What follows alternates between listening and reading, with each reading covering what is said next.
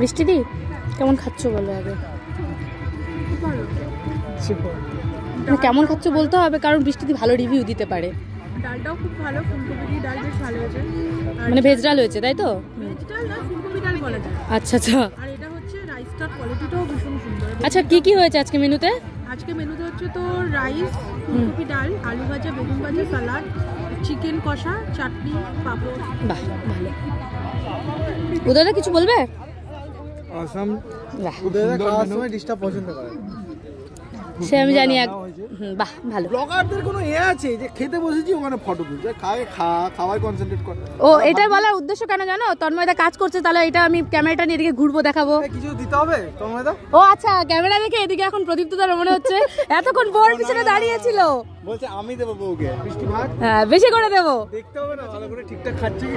সাবাস রাহুল, এখান থেকে শুরু করো, উদয়দাকে দিয়ে শুরু করো। হাত দিয়ে অল্প। রাহুল তোর হাতে কি রে? দেখে তো মাংস বানাচ্ছে।